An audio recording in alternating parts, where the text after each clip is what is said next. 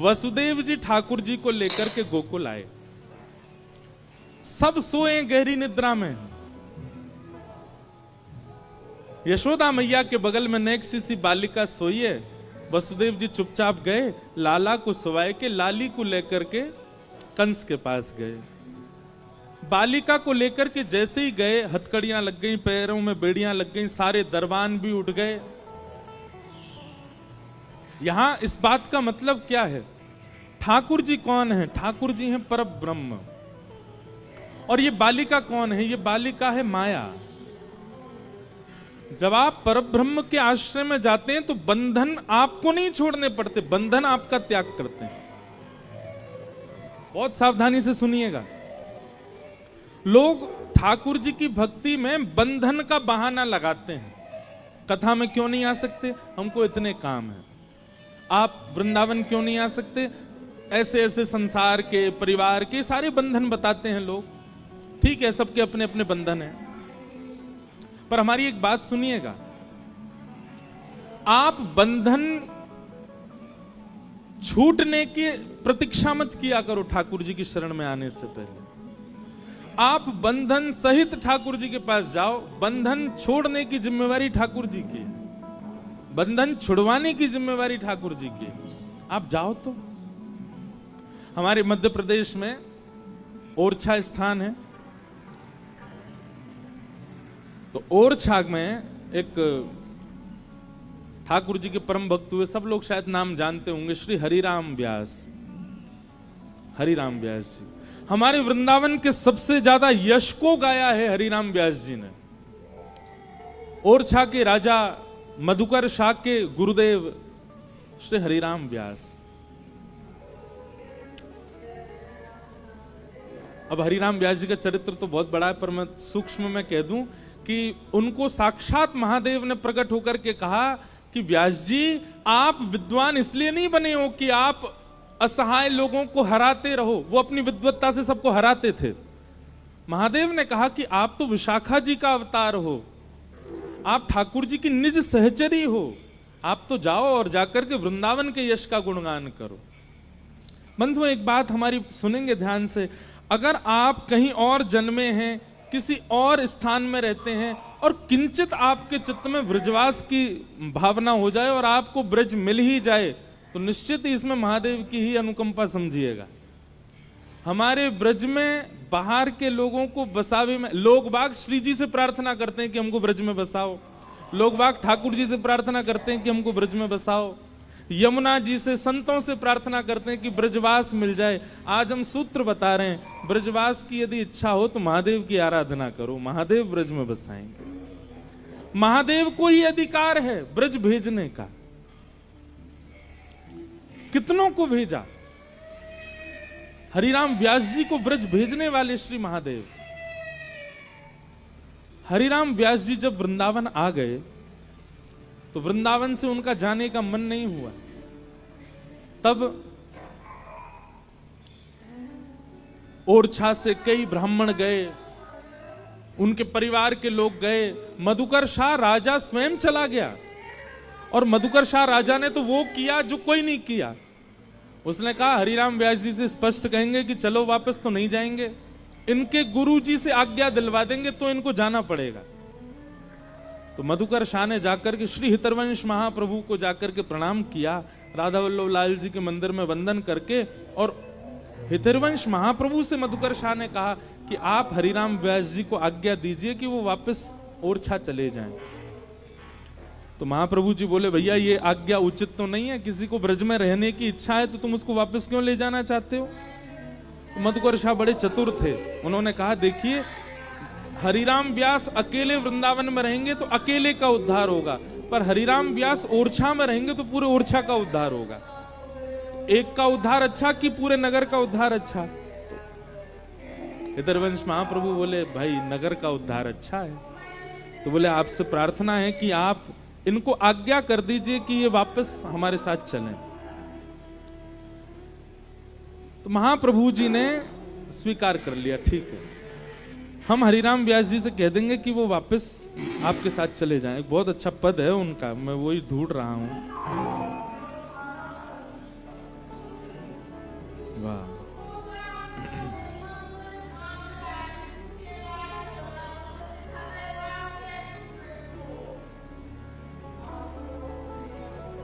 हितरवंश महाप्रभु जी ने ये विचार कर लिया कि आज हरिराम व्यास जी आएंगे तो हम उनको आज्ञा कर देंगे, तुम वृंदावन छोड़ करके वापस ओरछा चले जाओ। हरिराम व्यास जी यहाँ निधिवन में स्वामी श्री हरिदास जी को और बिहारी जी का दर्शन करके वापस आ रहे थे। उनके किसी मित्र ने बीच रास्ते में जाके कहा, बोले व्यास जी आज हितरवंश महाप्रभु के पास आप मत जाइएगा। बोले क्यों, गुरुदेव के पास क्यों नहीं जाएं? बोले क्योंकि आप गए तो वो सीधे आज्ञा करेंगे कि आप ओरछा चले जाओ, और उनकी आज्ञा आपको माननी पड़ेगी। क्यों? पूरा बात बता दी मधुकर शाह ने, आके उनसे कह दिया है आदि आदि बात।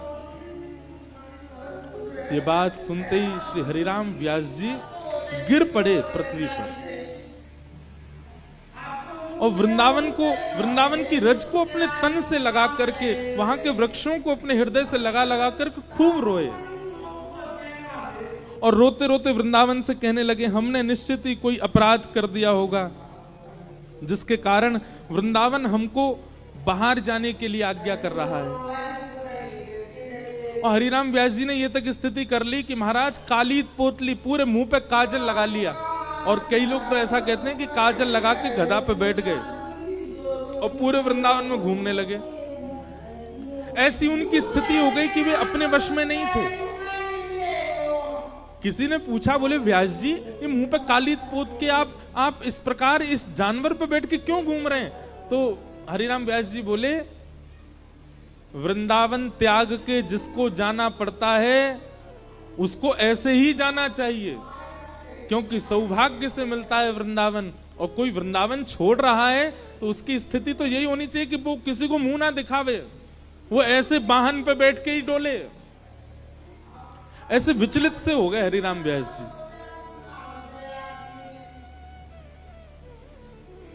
हितरवंश महाप्रभु जी ने जब हरिराम व्यास जी को देखा तो ओरछा के राजा मधुकर शाह जी से कहा, देखो व्यास जी की स्थिति देखो, वृंदावन को त्यागने के लिए ये बिल्कुल राजी नहीं है। अगर ये वृंदावन से तुम इनको ले भी गए ना, ये प्राण त्याग देंगे अपने।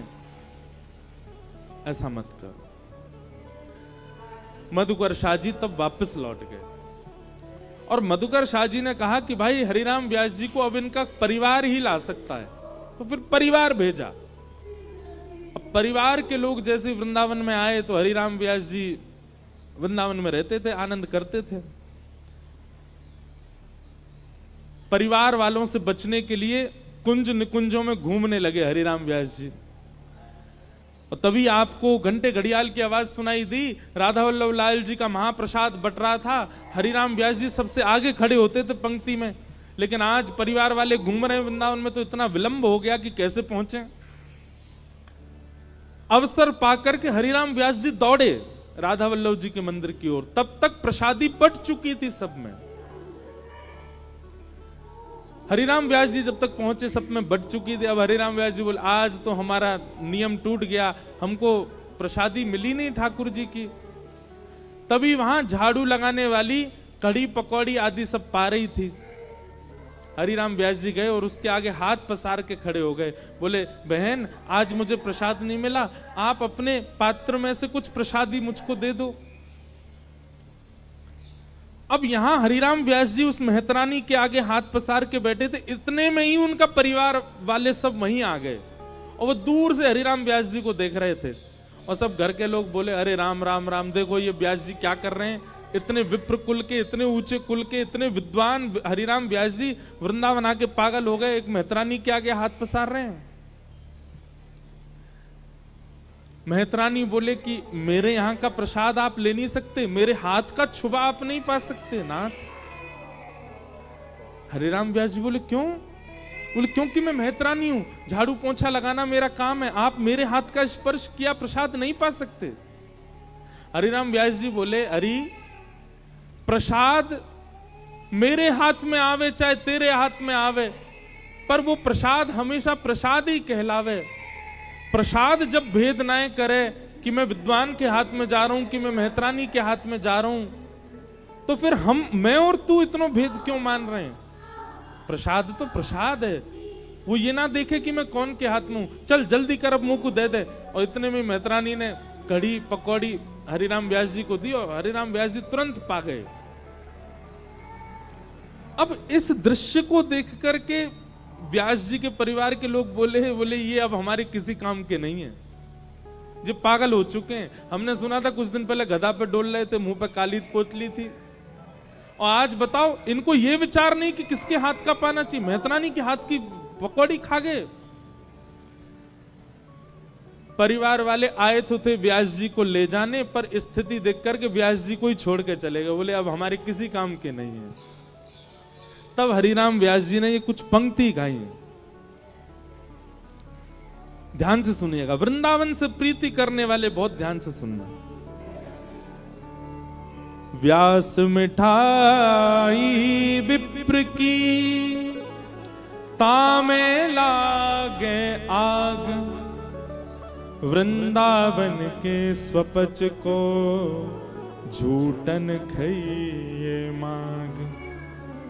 वृंदावन के स्वपच को रहिए सेवक होए, तासों भेद न कीजिए पीजे पद रज धोए।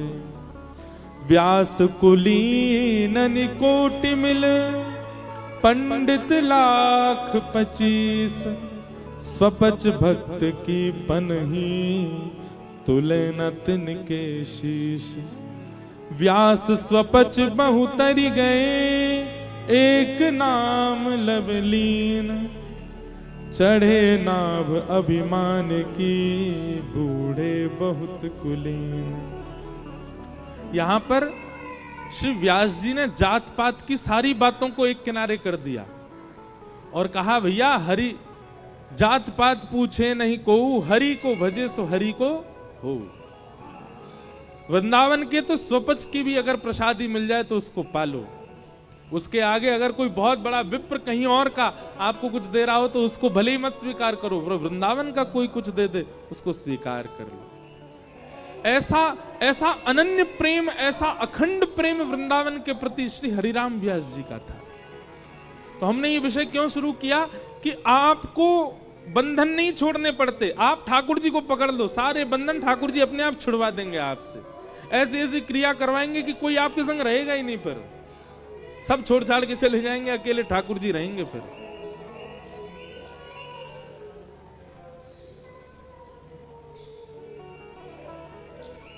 पूरे ब्रजमंडल में अब सबन को लगवे लगी कि नंद बाबा के लाला होएगो। और आज सवेरे नंदा सुनंदा ने जैसे ही जाए करके देखी यशोदा मैया के बगल में नेक सो नीलमणि जैसो लाला सोयो है। आहा, पूरे ब्रजमंडल में हल्ला कर दियो, है गयो है गयो है गयो है गयो। रास्ता में रोक रोक के सब पूछे कहाँ भयो, बोले अब तो है गयो। बोले भयो कहा, बोले है गयो। सब नंदा सुनंदा के पीछे दौड़ रहे हैं, कहाँ भयो कहाँ भयो कहाँ भयो। नंदा सुनंदा दौड़ी दौड़ी नंद भवन की गौशाला में गई और गौशाला में जाकर के नंद बाबा से बोली, बाबा है गयो है गयो है गयो है गयो। बाबा बोले कहाँ भयो, बोले आपने इतने ब्रजवासी जमाए, यमुना जी की सेवा करी, ब्राह्मणन को इतना प्रसन्न कियो, इन सबन के फल स्वरूप आपके घर नीलमणि जैसो लाला भयो है। यह बात सुनकर के नंद बाबा अति प्रसन्न हो गए। खूब ब्राह्मणों को दान दिया, ब्रजवासियों को दान दिया, गैयाओं का पूजन किया। लाला से अभी तक मिले नहीं है नंद बाबा, पहले गए ब्राह्मणों के पास, उनको दान करके आए, ब्रजवासियों को बहु सामग्री लुटा के आए, यमुना जी का पूजन किया, गैया का पूजन किया, तब जाकर के लाला से मिले।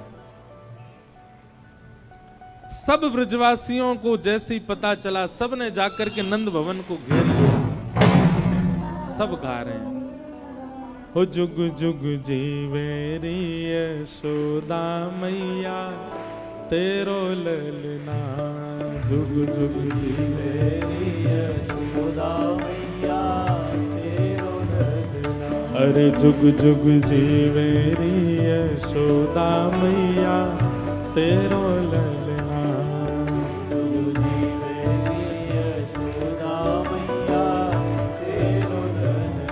अरे हाँ तेरो ललना नंद रानी, तेरो ललना,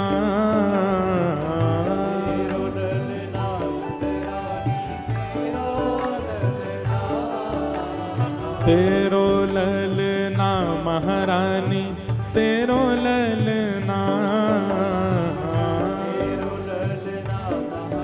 गाओ भाव से।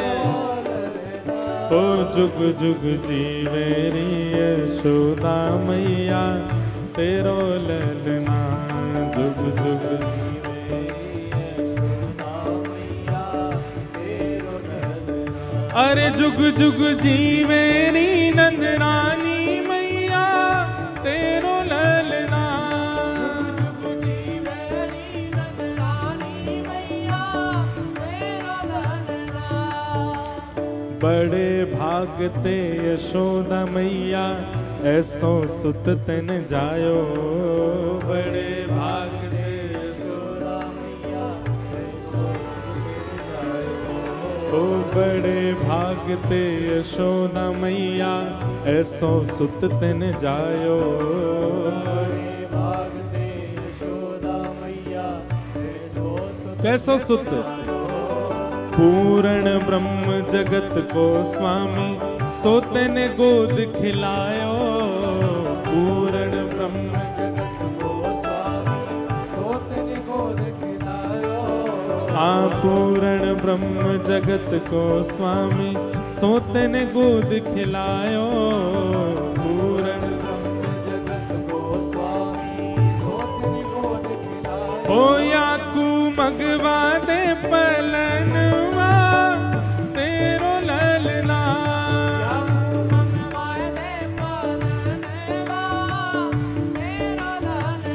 अरे जुग जुग जीवे री यशोदा मैया, तेरो ललना, जुग जुग जीवे री यशोदा। बलनंद के लाला की।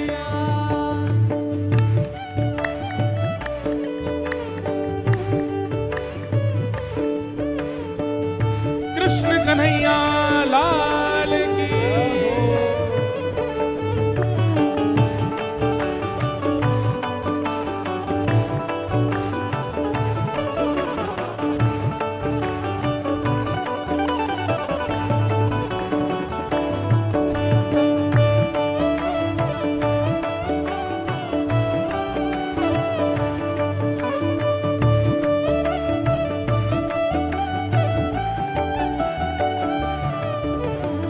ये बात बताते बताते मेरे रोंगटे खड़े होते हैं कभी कभी, कि ब्रजमंडल में ऐसा हमारे आपके जैसा उत्सव नहीं हुआ है। ब्रजवासी नाच रहे, गा रहे, उत्सव मना रहे, उन्होंने लाला को देखा ही नहीं है अभी भी, फिर भी नाच रहे हैं, अपने घर सजा रहे हैं, एक दूसरे के कंधे पर चढ़ चढ़ के उछल उछल के कह रहे हैं बधाई हो, बधाई हो। मानो ऐसे उत्सव मना रहे हैं कि जैसे ये लाला के सगे भैया हों, लाला के सगे चाचा हों, लाला के सगे संबंधी हों। दूर दूर तक संबंध नहीं है, लेकिन फिर भी इतना उत्साह ब्रजवासियों में भरा है, सब नाच रहे हैं। भागवत जी में वर्णन है, अवाद्यंत विचित्राणी वादित्राणी महोत्सवे। बोले जितने वाद्य हैं ना, तबला, ढोलक, ढोल नगाड़े, ये सब तो 6-7 दिन बजे, पर उत्सव तो चल ही रहा। 6-7 दिन बाद इन सब के ये सब फूटने लगे। तो बोले फिर ब्रजवासी उत्सव कैसे मना रहे हैं? तो व्यास जी वर्णन करते हैं, अवाद्यंत विचित्राणी।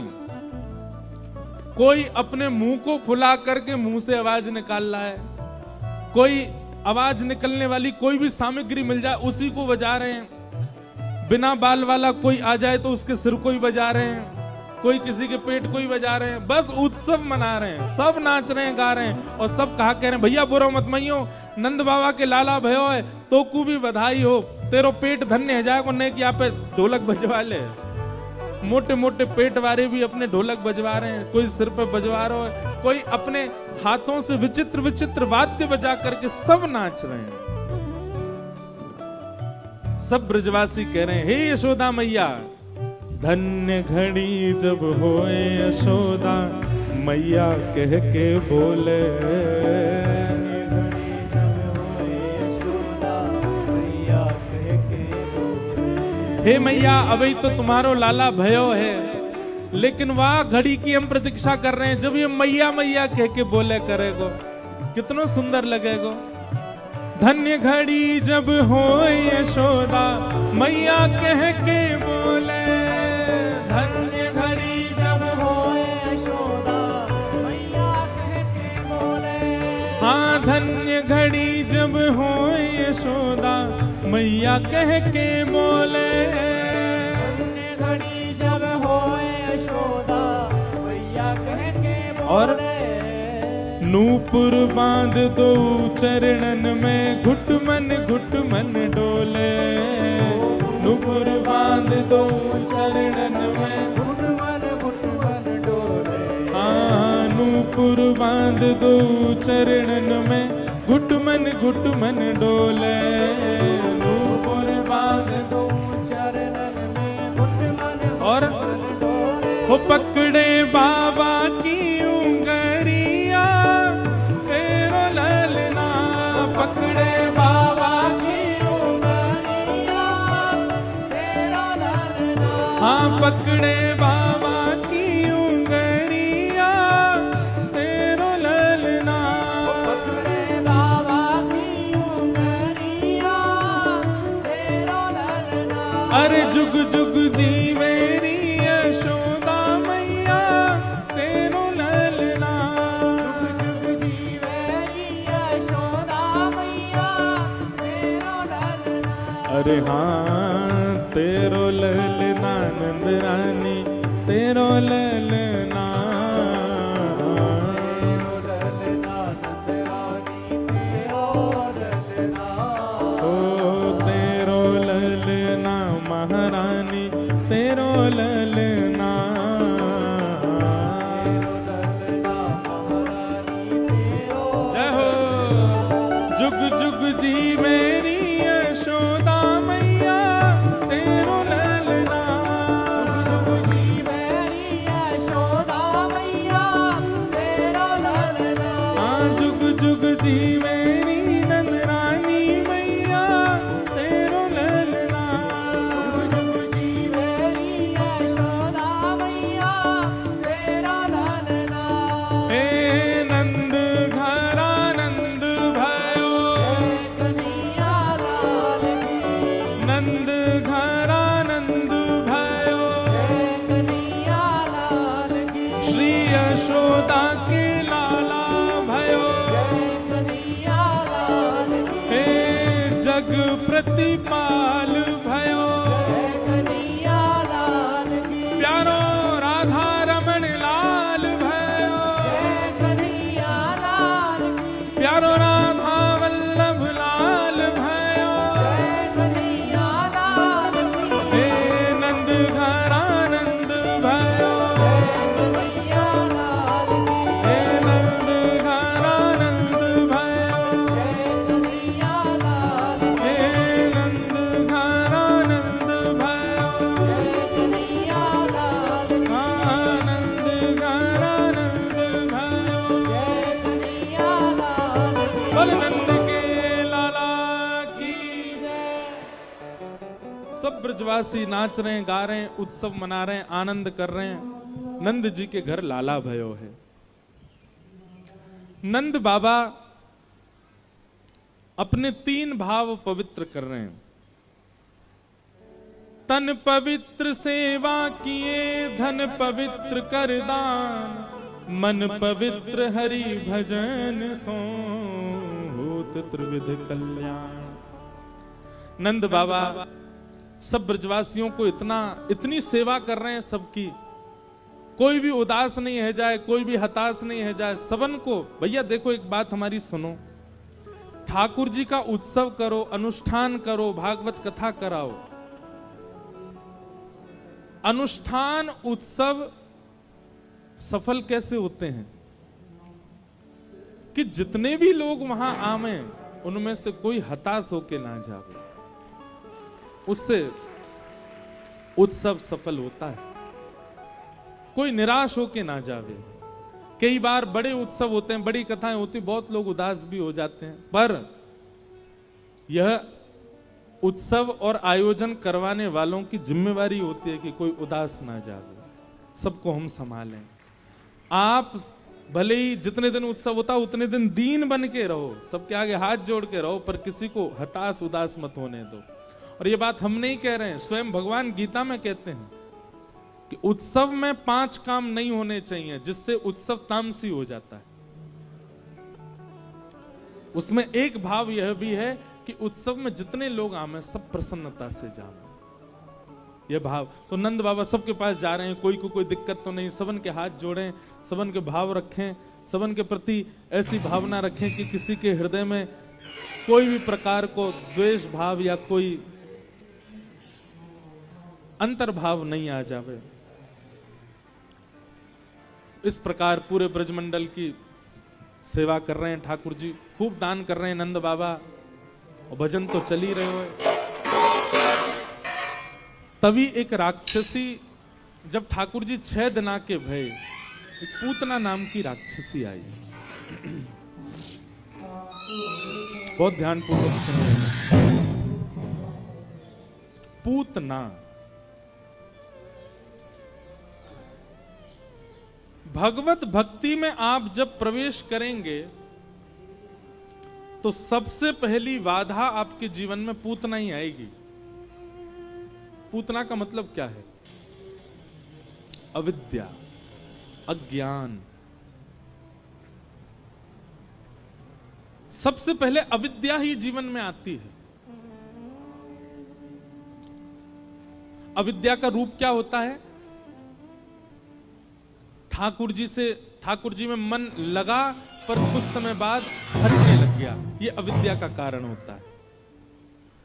आप पहले वृंदावन गए थे तो वृंदावन में बहुत गुण दिखे, वृंदावन अच्छा ही अच्छा लगा था आपको, सब अच्छे, ब्रजवासी अच्छे, वहां का प्रसाद अच्छा, दर्शन अच्छे, गलियां अच्छी, नगर अच्छा।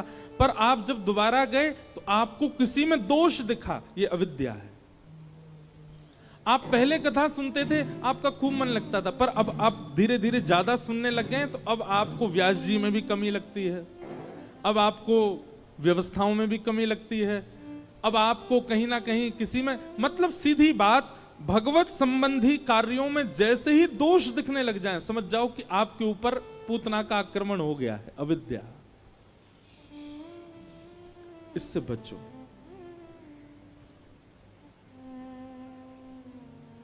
अविद्या से बचने का एक ही उपाय है, क्या?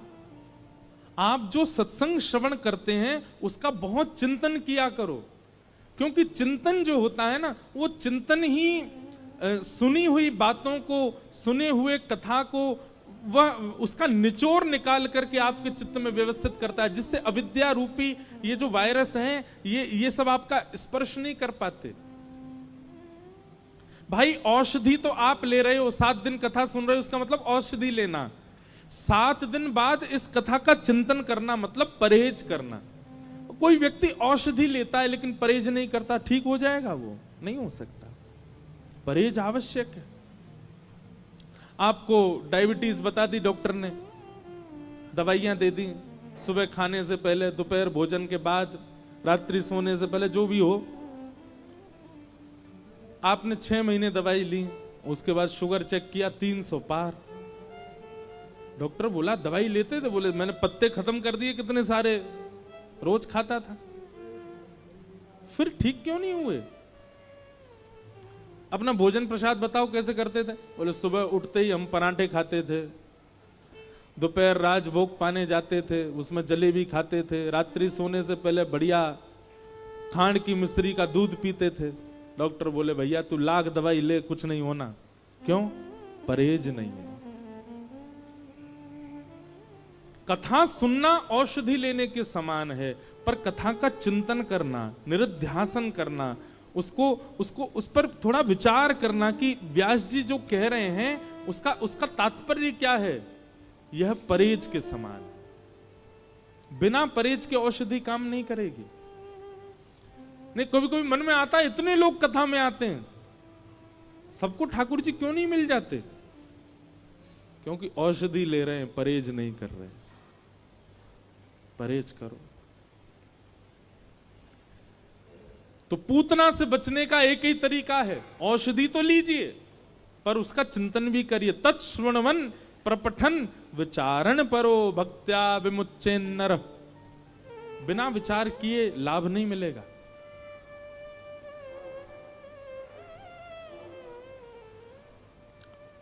पूतना आई, अत्यंत सुंदरी बनकर के आई। उसकी सुंदरता ऐसी कि सारे ब्रजवासी मोहित हो गए उसके रूप पर। सब गा रहे थे नंद घनानंद भयो जय कन्हैया लाल की। लेकिन जैसे जैसे पूतना सबके बगल से निकलती जाए, उसके रूप को देख करके, उसके नेत्रों को देख करके सब आकर्षित हो जाएं। पूतना ने जैसे नंद भवन में प्रवेश किया, नंदरानी यशोदा भी मोहित हो गए और अपने लाला को पूतना की गोद में दे दिया। क्यों? सुंदर रूप और सुंदर वस्त्र। कई बार ये दो परकोटे ऐसे होते हैं कि हम सामने वाले के हृदय को नहीं झांकते। फिर सुंदर रूप देख करके, वस्त्र आभूषण देख करके हमको लगता अच्छा ही है। मैं हमेशा कथा में कहा करता हूं, व्यक्ति के प्रभाव से मत रीझिए, उसका स्वभाव देखिए। प्रभाव तो रावण का भी था, पर स्वभाव सबरी का था। प्रभाव कंस का भी था, पर स्वभाव सुदामा जी का है। इसलिए आप प्रभावशाली बनेंगे तो प्रभाव से जनता भले ही रीझ जाएगी आपसे, पर आप स्वभावशाली बनेंगे तो ठाकुर जी रीझेंगे आपसे। अपने स्वभाव को प्रबल रखो और आज के बाद प्रयास कीजिए, किसी से भी मिलिए, चाहे वो वक्ता हो, चाहे वो व्यक्ति हो, चाहे वो आपके संबंधी हो, चाहे वो मित्र हो, प्रयास करो कि उसका स्वभाव देखो कैसा है। कई बार हमने ऐसा अनुभव किया है कि हम व्यक्ति के प्रभाव में इतने आकर्षित हो जाते हैं कि उसका स्वभाव अच्छा नहीं है, फिर भी हम उसके संग रहते हैं। प्रभाव तो है ना इसका, नहीं, दिक्कत हो जाएगी बाद में। और एक बात आपको स्पष्ट कर दें हम, प्रभाव बहुत दिन तक नहीं रहता। प्रभाव का एक सीमित समय होता है, उस सीमित समय के बाद प्रभाव नष्ट होगा ही होगा, पर स्वभाव सदैव रहेगा।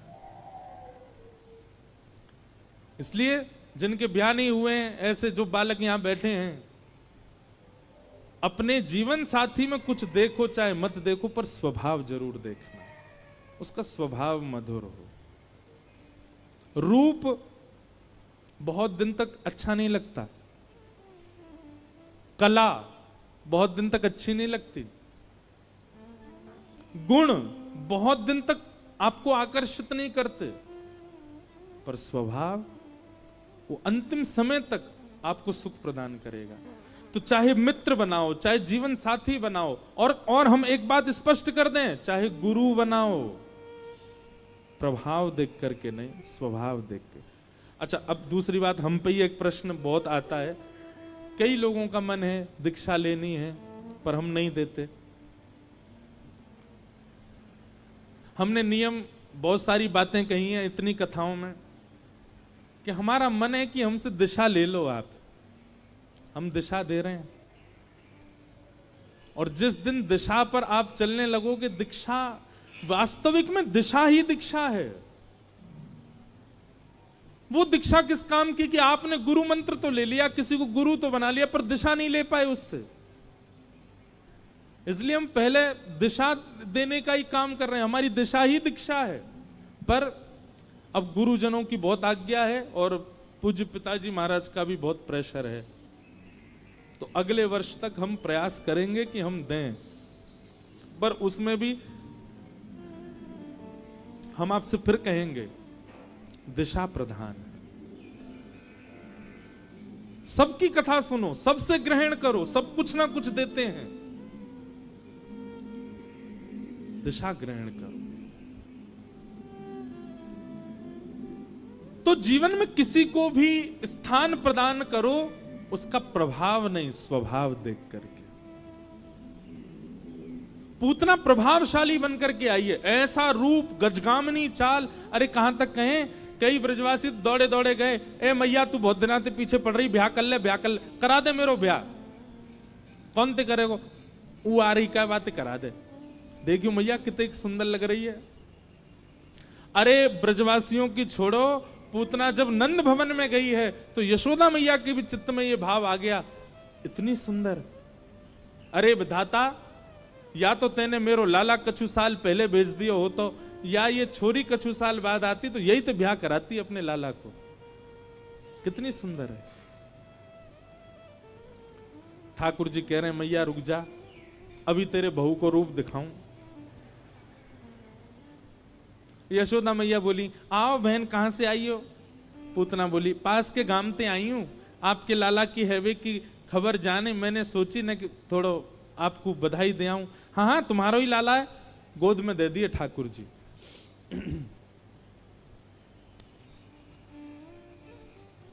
यशोदा मैया किसी कार्य से बाहर चली गई, इतना विश्वास अटूट हो गया उसके रूप पर कि ये अच्छी ही होगी। पूतना ने गोद में ठाकुर जी को लिया। अब यहां पर आश्चर्य की बात क्या, जिसके रूप पर सब मोहित हो गए, जिसके रूप को देख करके सब आकृष्ट हो गए,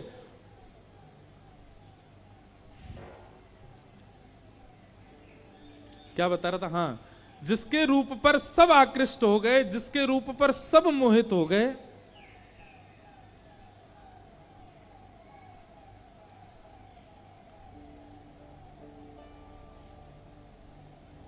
उसको ठाकुर जी ने नहीं देखा। गोपाल जी ने गोद में जाते ही अपनी दोनों नेत्र बंद कर लिए, दोनों नेत्रों पर हाथ रख करके भगवान ने उसके रूप को नहीं देखा।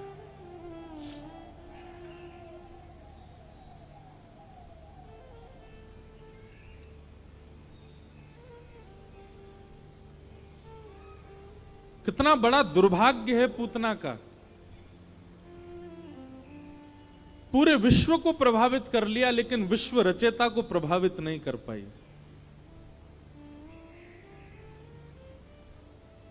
भैया आपने घर के सारे नौकर चाकर प्रभावित कर लिए, पर घर का मालिक आपसे प्रभावित नहीं है तो उस घर में कभी प्रवेश नहीं मिल पाएगा।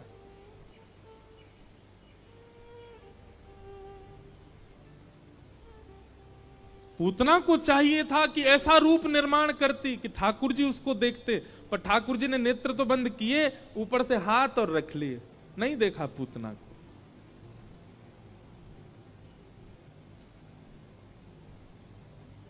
हम इस बात पर कहते हैं कि भाई कभी भी ठाकुर जी के सामने जाओ, पूतना बन के मत जाना। पूतना बन के मतलब ठाकुर जी ने पूतना को नहीं देखा, इसके पीछे हमारे संत जन कई कारण बताते हैं, कई साधन बताते हैं।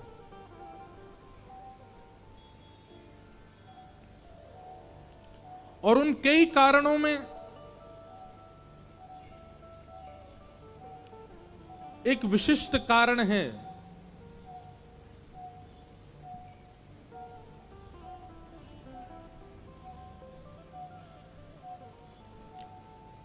बोलो वृंदावन बिहारी लाल की। ठाकुर जी के दर्शन को जब जाओ तो कुछ कारणों का विशेष ध्यान रखो कि कहीं हम पूतना तो नहीं। पूतना मतलब ठाकुर जी कहीं हमको देख करके आंख तो नहीं मूंद लेंगे। उसमें सबसे पहला कारण क्या है? पूतना अपना रूप बदल करके गई है, जैसी है वैसी नहीं गई ठाकुर जी के आगे। उसका वास्तविक रूप तो क्रूरता है, उसका वास्तविक रूप तो वो राक्षसी है, उसका वास्तविक रूप तो वो बाल घातनी है। उसका वास्तविक रूप ऐसा नहीं है जैसा वो बना करके गई है ठाकुर जी के आगे। इसलिए ठाकुर जी ने नहीं देखा क्योंकि अपनी वास्तविकता में नहीं आई है, छुपा करके आई है स्वयं को। तो भैया कभी भी ठाकुर जी के सामने जाओ तो एक बात को ध्यान रखियो, दुनिया के आगे कितने रूप बनाए लो, दुनिया के आगे कितने सहज सरल सुंदर बनने को प्रयास करो, पर जब वृंदावन जाओ, ठाकुर जी के सन्मुख जाओ तो जैसे हो वैसे जाओ। जो वास्तविकता है उस वास्तविकता को लेकर के जाओ। सूरदास जी की पंक्ति मुझे बहुत प्रिय लगती है। सूरदास गा रहे हैं, दोबारा सुनिए, कौन गा रहे हैं? सूरदास। जिनको साक्षात भगवान दर्शन देते थे।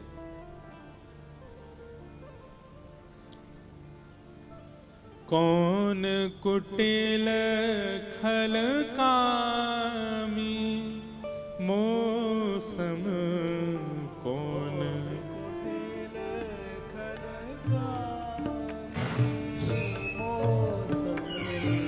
कौन कुटिल खल कामी मौसम कौन कुटिल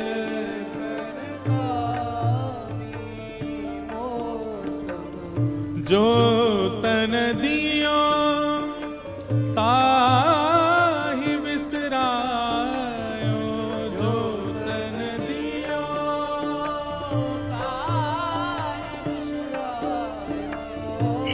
जो तन दियो ताहि बिसरायो जो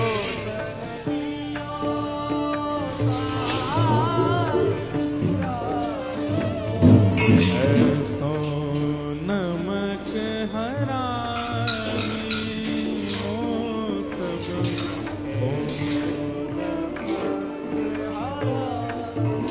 ये सूरदास जी कह रहे हैं, जो इतने बड़े प्रबल भक्त हैं ठाकुर जी के, कि ठाकुर जी प्रत्यक्ष दर्शन देते हैं जिनको, बिना नेत्रों के जो ठाकुर जी की प्रत्यक्ष लीला का अनुभव कर लेते हैं, उन सूरदास जी की वाणी है कि कौन कुटिल खल कामी मौसम। तो हम लोग तो जाने कहीं पड़े होंगे, हम लोग तो जाने किसी स्थिति में होंगे। भैया संसार सबसे बड़ी पूतना है, हर व्यक्ति पूतना बना घूम रहा है, अंदर से कुछ है, स्वभाव कुछ कह रहा है, मन में विचारधारा कुछ है, पर बाहर से ऐसा दिखा करके चल रहे हैं कि नहीं हम तो परम पवित्र हैं, हम तो परम श्रेष्ठ हैं, हम तो परम शुद्ध हैं। और क्षमा कीजिएगा, ठाकुर जी को जो जो गुण बहुत अप्रिय लगते हैं उनमें से एक अवगुण यह भी है कि व्यक्ति है कुछ और दिखाता कुछ चल रहा है।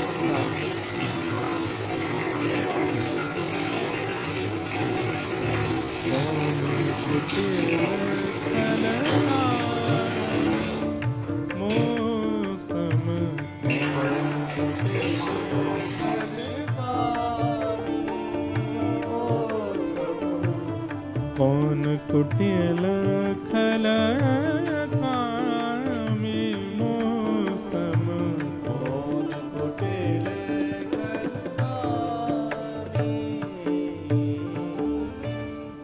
ठाकुर जी को जो अवगुण अत्यंत अप्रिय हैं, जिनके कारण भक्त सदा ठाकुर जी से विमुख रहता है, उनमें कुछ अवगुणों में एक अवगुण यह भी है, क्या कि व्यक्ति अपने स्वभाव से कुछ है पर बाह्य एक बहलूपिया बना घूम रहा है।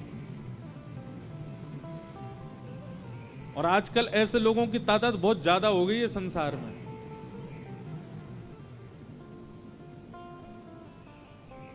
संसार भले ही रीझ जाए ऐसों से, पर ठाकुर जी नहीं रीझते। पूतना का पहला गुण जिसके कारण ठाकुर जी ने उसको नहीं दिया देखा, वो यही है कि वो राक्षसी है पर भक्ता बनकर के आई है, परम सुंदरी बनकर के आई है। और दूसरा अवगुण, पूतना को ठाकुर जी ने क्यों नहीं देखा? पूतना आई, रूप बदल करके आई, पर आते ही उसने सबके मन में जो कृष्ण बैठे थे, सबके मन से कृष्ण हटा करके स्वयं को स्थापित कर दिया। समझ में आई बात? सब ब्रजवासी नाच गान कर रहे हैं, नंद घरानंद भयो जय कन्हैया लाल की, हाथी दिन सब उत्सव मना रहे थे, लेकिन पूतना के आते क्या हुआ? सब उत्सव मनाना भूल गए, सब उसी की ओर देखने लगे, उसी की ओर आकृष्ट हो गए। ठाकुर जी कहते हैं दूसरा कारण जिस कारण से मैंने पूतना को नहीं देखा वो क्या है? वैष्णवों के चित्त से भक्ति भाव को नष्ट कराने की जो क्रिया करते हैं, ठाकुर जी कहते हैं मुझे अप्रिय। इसलिए कम से कम आप इन दो भावों का विशेष ध्यान रखो। एक, दुनिया में कहीं भी जाओ, कितना भी मुखौटा पहन के जाओ, पर ठाकुर जी के सामने वास्तविकता में जाओ।